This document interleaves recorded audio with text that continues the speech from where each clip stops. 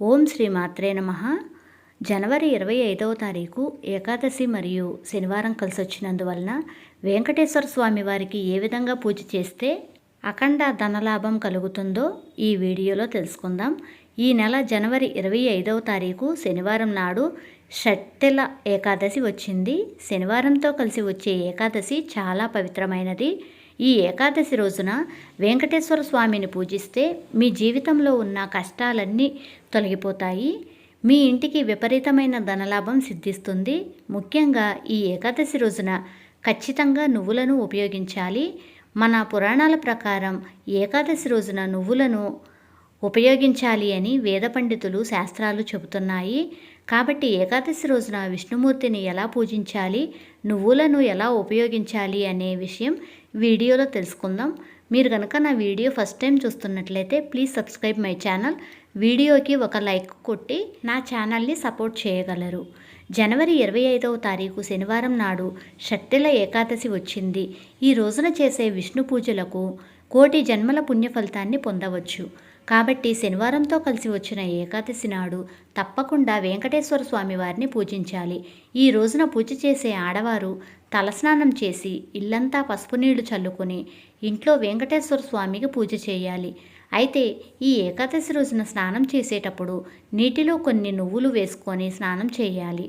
షట్టిల ఏకాదశి రోజున ఇలా స్నానం చేస్తే జన్మ జన్మల దరిద్రాలన్నీ తొలగిపోయి మీ జాతకంలో అదృష్టం కలిసి వస్తుంది.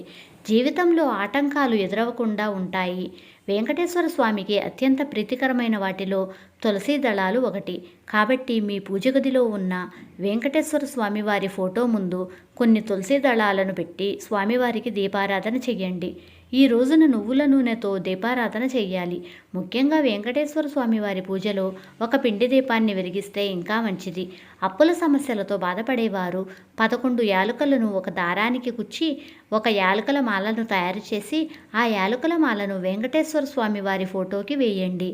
ఈ రోజున వెంకటేశ్వర స్వామిని యాలకుల మాలతో అలంకరించి పూజించటం వలన అప్పుల సమస్యలన్నీ తొలగిపోతాయి.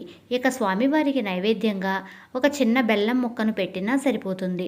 ఇలా స్వామివారిని పూజించేటప్పుడు ఓం గోవిందాయ నమః అనే మంత్రాన్ని చదువుతూ పూజ చేయండి. చివరగా స్వామివారికి హారతి ఇచ్చి నమస్కారం చేసుకోండి. ఈ విధంగా వెంకటేశ్వర స్వామి వారిని పూజించి కొన్ని ముఖ్యమైన నియమాలను పాటించడం ద్వారా మీ జీవితంలో ఉన్న కష్టాలన్నీ తొలగిపోయి స్వామివారి అనుగ్రహంతో ఐశ్వర్యం సిద్ధిస్తుంది. ఈ షట్టిల ఏకాదశి రోజున నువ్వులను 6 రకాలుగా ఉపయోగించాలట. ఈ 6 విధానాలు ఉపయోగించలేని వారు కనీసం ఏదో ఒక విధానాన్ని పాటించండి. ముందుగా నీళ్ళల్లో కొన్ని నువ్వులను కలిపి స్నానం చేయాలి. అలాగే శరీరానికి నువ్వుల నూనె రాసుకోవాలి. ఇలా స్నానం చేసిన తర్వాత నువ్వులను తప్పనిసరిగా తినాలి. అలాగే నీటిలో కొన్ని నువ్వులు వేసుకొని తాగాలి. నువ్వులతో చేసిన 6 పదార్థాలను తినాలి. ఈ ఏకాదశి రోజున ఏది చేసినా చేయకపోయినా నువ్వులను మాత్రం ఖచ్చితంగా తినండి. జాతక దోషాలన్నీ తొలగిపోతాయి. అపారమైన సంపద మీ ఇంటికి కలిసి వస్తుంది. అలాగే ఈ ఏకాదశి రోజున సాయంత్రం సమయంలో తప్పకుండా తులసిని పూజించాలి. ఏకాదశి రోజున సాయంత్రం 6 దాటిన తర్వాత తులసి ముందు ఒక దీపం వెలిగించి తులసి మొక్క చుట్టూ 5 ప్రదక్షిణలు చేసి తులసి మాతకు నమస్కారం చేసుకోండి. లక్ష్మీదేవి ఆశీర్వాదం లభిస్తుంది. అలాగే ఏకాదశి రోజు సాయంత్రం సమయంలో ఇంటి గుమ్మం ముందు 2 దీపాలు వెలిగించండి. ఏ ఇంటి ముందు అయితే 2 దీపాలు వెలుగుతూ ఉంటాయో అలాంటి ఇళ్లల్లోకి లక్ష్మీదేవి అడుగు పెడుతుంది. మీ ఇంట్లోకి అపారమైన సంపదలను తీసుకువస్తుంది. అలాగే ఈ ఏకాదశి రోజున నువ్వులను దానం చేస్తే చాలా మంచిది. ఎవరికైనా పేదవానికి నువ్వులను దానం చేస్తే మనం తెలియక చేసిన పాపాలన్నీ తొలగిపోయి స్వర్గానికి చేరుతామని విశ్వాసం. సకల దేవుళ్ళు రావి చెట్టులో ఉంటారని నమ్మకం.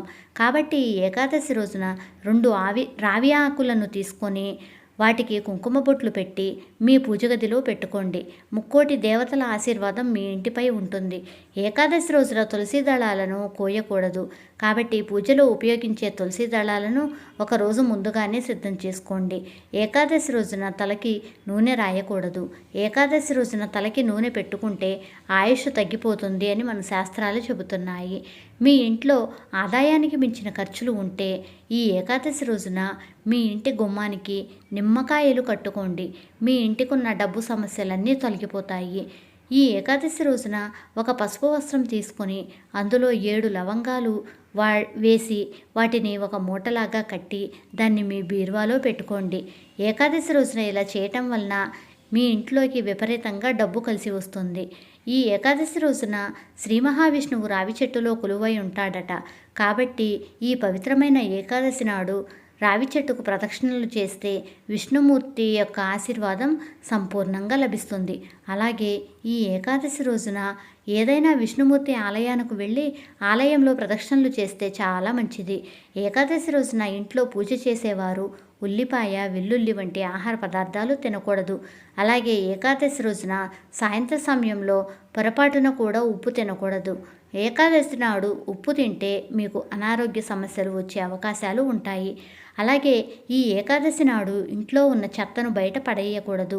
అలా చేస్తే మీ ఇంట్లో ఉన్న సిరి సంపదలు కూడా తొలగిపోతాయని మన శాస్త్రాలు చెబుతున్నాయి. ఏకాదశి రోజున పసుపు రంగు వస్త్రాలను వేసుకుంటే జాతక దోషాలన్నీ తొలగిపోతాయి. ఈ పవిత్రమైన ఏకాదశి నాడు ఒక చిన్న దానం చేసినా సరే జన్మ జన్మల అదృష్టం కలుగుతుంది. ఇంట్లో ధనధాన్యాలకు లోటు ఉండదు. ముఖ్యంగా ఏకాదశి రోజున ఓం వాసుదేవాయ నమః అనే మంత్రాన్ని 108 సార్లు జపించండి. విష్ణుదేవుని ఆశీర్వాదంతో ఏకాదశి నాడు చిన్న దానం చేసినా సరే జన్మ జన్మల అదృష్టం కలిసి వస్తుంది. ఇంట్లో ధనధాన్యాలకు లోటు అనేదే ఉండదు. ముఖ్యంగా ఏకాదశి రోజున ఈ విధంగా ఈ నియమాలు పాటిస్తూ ఎవరైతే వెంకటేశ్వర స్వామి వారిని పూజిస్తారో వారికి కష్టాలు అనేది దరిచేరకుండా వారి జీవితం చాలా సాఫీగా జరుగుతుంది. విష్ణుదేవుని ఆశీర్వాదంతో భోగ భాగ్యాలను పొందుతారు. ఏకాదశి రోజున కృష్ణుడికి తామర పూలను సమర్పించినట్లయితే సంతానం లేని వారికి సంతాన ప్రాప్తి కలుగుతుంది. మీకు ఈ వీడియో కనుక ఉపయోగపడినట్లయితే ప్లీజ్ లైక్ చేయండి. మీ ఫ్రెండ్స్కి, రిలేటివ్స్కి ఈ వీడియోని షేర్ చేయండి. Thank you for watching.